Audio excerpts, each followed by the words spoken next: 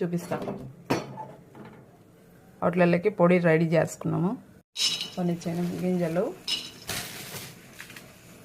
ఇందులోనే ఎండుమిర్చి వేసి వేయించుకోవాలి. వేగిపోయాయి, స్టవ్ ఆఫ్ చేసుకునేద్దాం. ఇవి చల్లారిపోయాయి, మిక్సీ జార్లోకి తీసుకొని పౌడర్ చేసుకోవాలి.